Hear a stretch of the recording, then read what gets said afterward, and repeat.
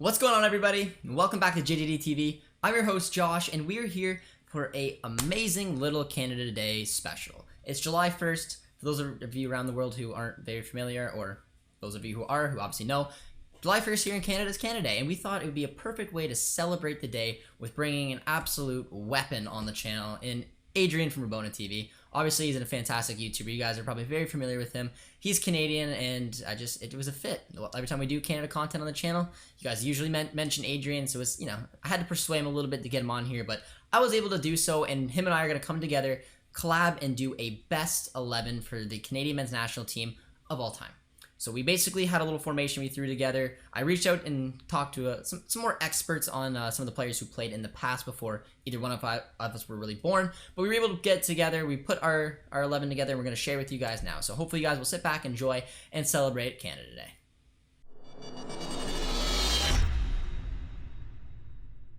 All right, guys, we've been joined today for a special little Canada Day episode with Adrian from Rabona TV. You probably understand why we asked Adrian. He's Canadian. He's the GOAT of Canadian YouTube. So it's pretty cool to have him here. Adrian, how you doing today?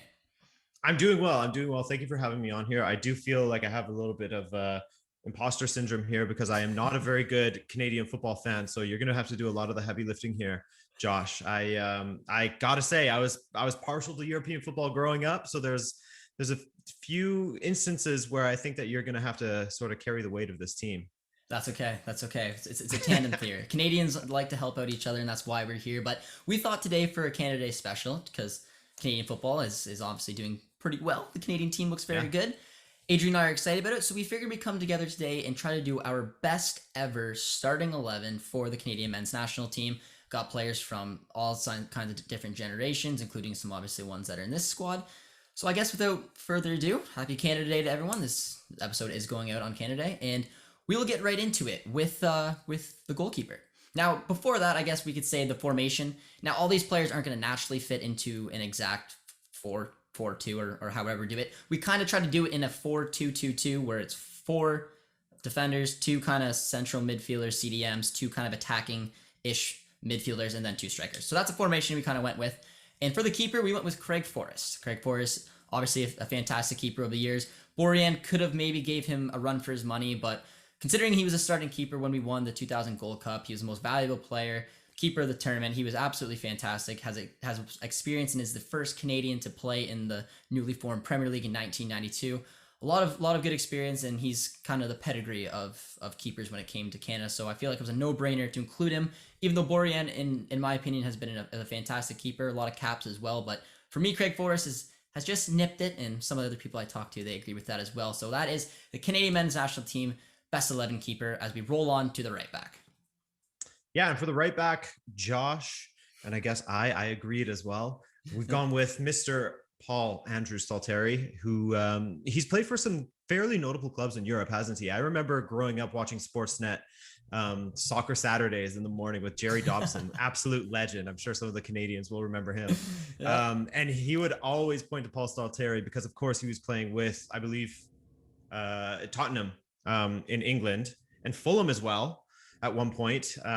If I pull up the stats here, I see that he went to Fulham as well in 2008 on loan. So, I had to look at my cheat sheet a little bit. But I mean, he also made a name for himself. He was one of the many Canadians that went to Germany in the early 2000s. So you look at the clubs he's played for, and there's, Werder Bremen's on there. Mönchengladbach, Borussia Mönchengladbach is out there as well. So yeah, Paul Stalteri, I think is a lock for right back, very much deserving of it. And I think he and another guy we'll get to later became one of the first Canadians to play in the German Bundesliga. So yeah, let's move on. I'll let you take it away there, Josh. Yeah, you guys might be able to guess who Adrian's referring to, but we're going to roll over to the center backs now. And the first center back I went with is Jason DeVos. Now, I reached out to a lot of people in terms of just experience and trying to talk to people who they wanted to put in. A lot of people didn't really fancy Jason DeVos. Now, I did. He was one of the first players, honestly, first Canadian players I was familiar with growing up playing video games. He always popped in mind. Played in Scotland, played in England, very talented player. He was the captain of that Canada team with Craig Forrest on it that won the 2000 Gold Cup. He's a real leader. I mean, he had 49 caps for Canada, scored 4 goals, and just had a stellar career for the Canadian men's national team. Still involved with Soccer Canada, And there's not much more to say. Like there's a couple other options. Samuel was one that a lot of people wanted me to put in, but I went with my gut. I went with Jason DeVos for, nostalgic reasons, someone I was familiar with, someone I respect a lot. And yeah, he's our first of 2 center back as we toss it back to Adrian. Yeah, and of course, DeVos, as people will know, went on to have quite the punditry career with TSN, I believe it was. And I never enjoyed his punditry because he never backed Portugal.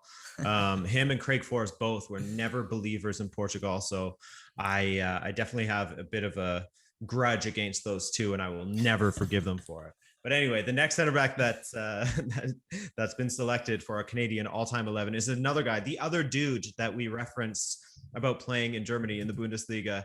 And the quick Wikipedia journalism that I did prior to this told me that he and Paul Stalteri made their debut in the Bundesliga on the same day. And we will absolutely fact check that. And if I am wrong, feel free to bombard me on Twitter. I don't mind. But Kevin James McKenna, legend of the game, 41, from Calgary, Alberta. He played until, oh my God, when did he last play? I think it was 2014 with Cologne that he played last. So, I mean, he's been around the block. Over 60 caps with Canada. Great player. And as we move on to our left back, we hand it back to Josh, and our left back is... You guys can probably take a guess who it's probably going to be. I don't think there's anyone to deny it. It's Alphonso Davies. There's not a lot. I mean, especially this generation of people who are watching these YouTube videos, you don't need to really figure out why Davies is the best left back. I mean, he's 20 years old, and he's probably the best player ever to put on the Canadian men's national team jersey. I think that's fair to say. He's still got a lot to do and prove to make sure that he can maybe live up to some of the legends like DeVos and Craig Forrest, is seeing some of the stuff that they won. Maybe it's a Gold Cup this summer. Maybe it's getting them to the World Cup, but he still obviously had such a successful career so far, coming from Vancouver, coming from the academy, doing it at his local club in the Vancouver Whitecaps, making that jump to another Canadian player who went to the Bundesliga. So the channel's really making full circle here, but obviously won, and these are just, I mean, he's won the Bundesliga, he's won the Pokal, he's won the Super Cup, he's won the European Super Cup, he's won the Champions League, he's won the FIFA Club World Cup, all before the young age of 20. and on top of that, he's killing it for the Canadian men's national team. When you watch him play, you can tell he's cut from a different cloth right now, coming up against some of those CONCACAF nations, and I just think he's going to keep getting better, and hopefully one day bring something as important as a World Cup appearance, or which he's going to get because of an automatic qualification, but competing for one in the 2022 World Cup could be something, as well as maybe bringing home a Gold Cup this summer. But yeah, he's on the list, and there's no real questioning it.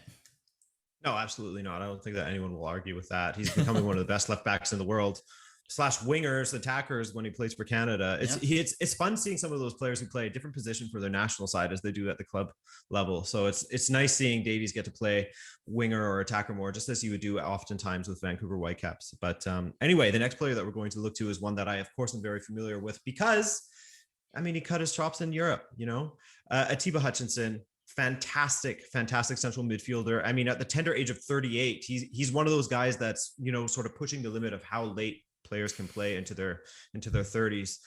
He recently just did incredibly well. Besiktas just won the league, didn't they? They did the double. They did the double. So yeah, I mean, and he was the captain of them. He sort of bounced around in Scandinavia, I think, before that. But then, settling in Besiktas, he's done incredibly well. He's been there for close to a decade, I think, 7-8 years, something like that. So yeah, Atiba Hutchinson, he's just so calm on the ball. He's so collected. He's just a rock in the midfield. And how could we not choose him for this side? Exactly. Yeah, Atiba's done some wonderful things. And we're going to partner him with, again, one of the first Canadian players I was really familiarized with, and that was Julian de Guzman, brother of Jonathan de Guzman. And he's honestly a fantastic footballer as well. Had a good career starting off a few places before making, of course, his way to Germany, which we're finding a trend here with this best 11, going to Hannover's 96, making his way back to, of course, TFC, where I was actually able to watch him live a couple times, which was very cool. He's 89 caps for Canada and is leading the caps right now, which Atiba Hutchinson is just coming up behind. So I think it's a beautiful little midfield duo that we have there, and he's just been an amazing player. He's obviously been around for so many years to get that many caps built up, and 89 caps for a country like Canada is pretty impressive, and it even speaks the volumes of Atiba Hutchinson if he does one day break it. But I've watched him play live, liked everything about him, and I'm happy to put him on this list, as were a lot of the Canadians I've talked to. Before we toss it back over to Adrian for our attacking midfielders. Yeah, and so we got another Toronto player, former Toronto player, in Dwayne De Rosario, who is just a legend of the MLS. And I thought, and I had to fact check myself right as you were speaking, actually, because I thought that this might have been the first guy that didn't play in Europe, but it says that he did play in Germany in 97 to 99. So, I mean, Dwayne De Rosario, not just an MLS legend, he is also an FSV Zwickau legend as well. 12 appearances, but, you know, I'm sure that they're very meaningful. But yeah, I mean, for me, Dwayne De Rosario scored one of the, if not the best free kick I've ever seen in MLS history. That goal that he scored, I think it was San Jose versus the LA Galaxy, that to this day, when I think of an insane, incredible free kick, that is the one that I think of. He went all over the MLS, didn't he? The MLS, my bad. Ooh, I said the MLS. People don't like when you say that. But he was in Houston. He went to New York. He was in Toronto. He was in DC, all over the place. And everywhere he went, he garnered the respect of everybody. I know that for sure. I know that Jimmy Conrad rates him very highly as an MLS, one of the best MLS players of all time. So Dwayne De Rosario, we love you. Yeah, hard little flex in there from Adrian dropping Jimmy Conrad. No one noticed it. This was fun, but I mean, to be fair, I think he said that in a video. I'm pretty sure he did. Oh no, I like it. Yeah, no. De Rosario again. Same with Julian de Guzman. I watched him play live, which is very cool. Another player that just growing up. I mean, when Canada didn't have the strongest national team, those are some players that we could hold on. I know the goal that Adrian's talking about. I think he's a good shout.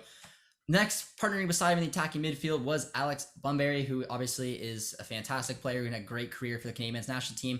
He bounced around. He was in the US, Canada. He was in Portugal. He was at West Ham for a very brief spell. But he was Canada's all-time leading goal scorer in World Cup qualifiers, scoring 11 times 31 appearances. He was a Canadian Men's Player of the Year twice in 1993 and 1995.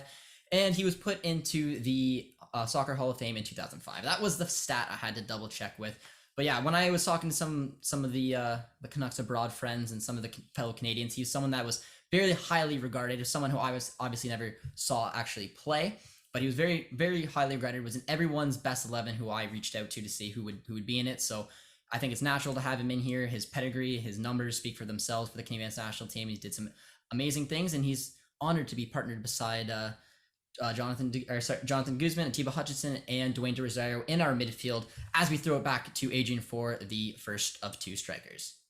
Yes, and this will be none other than Mr. Jonathan David the Iceman from Ottawa, sort of. Born in Brooklyn, but grew up in Ottawa, I believe. And from there, he went to Ghent in Belgium, had a great career, garnered the respect of, I think, the entire league, and certainly caught the attention of, teams across Europe. He was supposed to go to Benfica, then Arsenal, to the Premier League, to the Bundesliga, everywhere. But he ended up at Lille. And in his first season with Lille, it started slowly, of course. He had a bit of a tough year on a personal level. And then, once he picked up that form, he started scoring and combining with his teammates very well. What was good about him is that even when he wasn't scoring or putting up assist numbers, he was still contributing to the team, and they still had that belief in him. So shout out to Galtier for keeping that belief in him. But yeah, he's been fantastic for Canada, and he's been fantastic for Lille. And I think that he's going to be one of the big stars of the future, not just for Canadian football, but I hope European football as well. Yeah, and I think he's going to more than likely be Canada's all-time goal scorer with the amount of goals he's putting up for the Canadian men's national team. He's going to take that record pretty quickly and probably run it into it with stride, and probably gets, I don't want to be unrealistic, but I'm considering he's already in the 20s, probably 50 plus. I'd like to assume is how many he's going to probably get. But yeah, he's an incredible player, very young, just like Alphonso Davies is, and hopefully we'll be able to grow together. With our final striker, we're partnering beside him is Tomasz Rosiński, who is obviously another good player who played for the Canadian men's national team. He had stints in England, playing for Everton, playing for Fulham, getting a ton of goals doing that. Played over 500 appearances, so just showed the longevity of this man's career, scoring 10 goals for the Canadian men's national team. And he played in about, I want to say it was 19 different qualifying matches for the World Cup, which, again, for the people who know where Canada was, where they are now, it's pretty impressive seeing him play across those 3 different World Cup campaigns, scoring a ton of goals. And again, he's a player who I didn't have a ton of experience watching because I was just younger and he wasn't really on my radar at the time, but some of the people I reached out to, some of the people I spoke to really highly regarded him. And I think the 500 appearances and 190 goals in his career really speaks volumes to that. So I mean, it was unanimous when the start best 11s that we were getting back to partner him beside Jonathan David, and that is our best Canadian men's national team starting 11. It is a 4-2-2-2 shape. I think it looks pretty good, and I think it shows some of the generations of talent. Because I think a lot of people forget that Canada has had some success on the international level, winning some international tournaments, competing. They were at a World Cup that again people do forget, and now they're hopefully to do it again. So, Adrian, what do you think of our starting 11? Think it looks pretty good? Yeah, it looks great. I think that Radzinski definitely is that sort of legacy pick, that sort of like mid to early 2000s kind of guy. I remember another shout out Jerry Dobson for always highlighting how Radzinski was doing at Everton for me when I was a young boy. But I think it speaks to the sort of promise of this Canadian nationals team currently, that a guy like Kyle Larin is so close to making that cut. And maybe in a couple of years, he will overtake Radzinski as our all-time Canadian 11 pick. But yeah, I'm very much looking forward, especially going forward for Canada. It's nice to see some attackers that actually carry some weight, because for a while it felt like, Dwayne De Rosario and then whoever they could string together. So it's nice to see that we have some genuine talent coming through. And it's nice to see that there's a few current players that actually made this all-time 11. Yeah. We're not just living in the 80s or the 90s or something like that. Yeah, I think it's incredible. I mean, it's hard, and it just speaks to the volumes of Alphonso Davies and Jonathan David being so young and already. And again, in every list I've talked to, because I did reach out to multiple people, because I'm obviously, Adrian and I are relatively young. We haven't seen all these players play, but in every starting 11 I got back from the Canadian national team, best 11, Alphonso Davies and Jonathan David were in it. Speaks volumes to the kind of players that they are, the kind of players that they will become.